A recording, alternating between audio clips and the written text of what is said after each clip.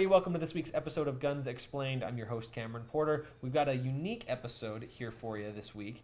We're going to be having a sit-down with a friend of mine named Ashley Bigbie. She came from a very anti-gun background and a family, and through her own life experiences has really changed her view on guns. And I thought it would be very revealing and very educational and informative to be able to discuss that with her. So she very graciously agreed to come on the show and discuss it with us. So thank you for being here, Ashley. Thank you, Cameron. I'm happy to be on the show. I watch every episode you do, and I think what you're doing with Guns Explained is a good thing, because people fear what they don't understand.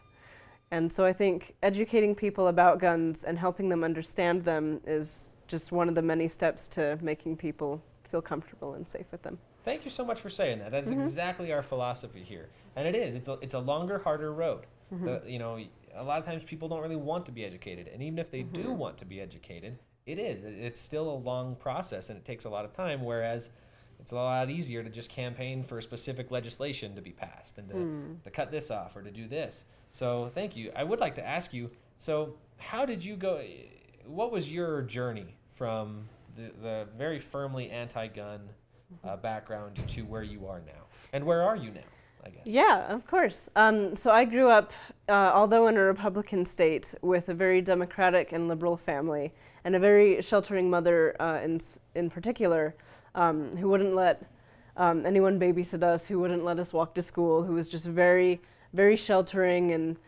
it was all out of love. But we were always taught not to play violent video games. We were always taught, never to touch a gun, never to look at a gun, never to go into Cabela's, because there were guns in Cabela's, which is ridiculous. But we just kind of lived most of our childhood like that. And up until like the first year of high school, the Sandy Hook shooting happened. That was the first time that me and my peers were kind of really shocked, and we had our eyes opened by, oh my gosh, this issue of gun violence is real and it could happen to us in our school. And we were all just very scared by it for a few months there after that shooting happened. So my history teacher at the time, he was an ex-Marine, and he was trained with guns, and he had a permit, and he was in the position where if that was to happen at our school, he would be the one to go down and to deal with it and to protect all of us. And he told us all that. And that was the first time that I really felt safe knowing someone had a gun near me. Up until then, it was always just an evil thing, and only police were meant to have guns because they're the ones that are supposed to protect us. And it made me realize that good people with guns are out there more than just cops with guns, Like, civilians can also be good people with guns. It makes a lot of sense when you're in that situation as a student and you see that going on. I don't remember what it was, but there was a school shooting when I was in high school as well, and it's kind of the same thing. Well, what if that happened here? You feel like sitting ducks. And so, what do you do about that? How do you feel safe in an environment where that could happen? And that's I find that to be a very powerful story. So thank you for sharing that. What would you say has replaced your philosophy during your upbringing? Well, during my upbringing, it was very much that eliminate all guns, only the cops should have guns, and that'll solve the problem. And since then, as I've grown up and formed my own opinions, I've done my own research, actually, which is what most people should do, is they should look for things themselves instead of just listening to what the media tells them or what their parents tell them. And there have been a lot of cases, actually, that the media doesn't report on most times, of civilians, responsible gun owner civilians, stopping a crime from happening, protecting people, saving people. And just reading those stories and watching those videos really opened my eyes to, yeah, this is a good thing. Responsible civilians protecting each other is as good as the law enforcement protecting people, because they can't be everywhere at once.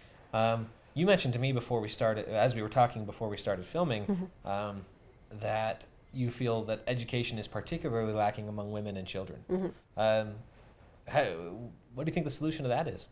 Yeah, so women and children, I feel like, are not as exposed to gun education as they could be and should be. Because I know my brother was in Boy Scouts, my husband was in Boy Scouts, and it was a normal thing to go to a shooting range or to go hunting and to learn how to handle guns and how to use them correctly and safely. And for girls, that wasn't really a thing. We learned archery because it was fun. Using guns really wasn't ever presented to us as an educational opportunity. And it's like, why not? Why not? Why is it any different that they should receive the same education about safe gun handling as a man should? So I just think, and I think that's changing now. I think more and more now it's become an equal opportunity. I think really there's no harm in teaching people how to do something right and safe at an early age. Like, why is it any different than teaching someone how to drive when they're 16 safely and right? I don't see the difference between that. Absolutely, I completely agree. In fact, my own son he's 19 or 20 months now, and we have actually already started teaching him some gun safety principles because I feel exactly the same way. And we're using a Nerf gun right now. And so with a Nerf gun, obviously, the stakes are much lower. And we teach him, you do this, you obey these rules, or it gets taken away, and you don't get to play with it for a very long time. And then as it gets a little bit older, we'll transition to, say, paintball or airsoft, where, it does actually hurt if you shoot somebody, but it's not going to kill them. It's not going to cause any lasting damage. And but the rules, the danger gets higher, and the rules get stricter. If you shoot somebody who, with a paintball gun and without their permission or in an inappropriate circumstance, it's gone. You're done. And then as he gets even older, then we're going to transition to actual firearms, because the type of those tragic accidents where children end up shooting a parent or a friend or themselves on accident with a firearm that's in the home. It happens because there is a firearm in the home, but it also happens because the kids haven't been taught about the firearm. They haven't been taught what it can do. They haven't been taught those safety rules and those really, really important things that can keep them safe and prevent them from even messing with it. If you had any advice for us as Guns Explained, or for those who want to make guns a more normal and less hush-hush part of our culture, what would your advice be about approaching those with a strong anti-gun belief system? I believe just being friendly to them is really important, because even when I was younger and still in that phase of being afraid of guns, anti-guns, hateful towards guns, there were plenty of people who were accepting of guns, pro-guns, that were just kind of assholes about it. And that is a real thing. I know some people would be like, no, that's not, and yeah, it's happened to me. I know it's a real thing because I've experienced it.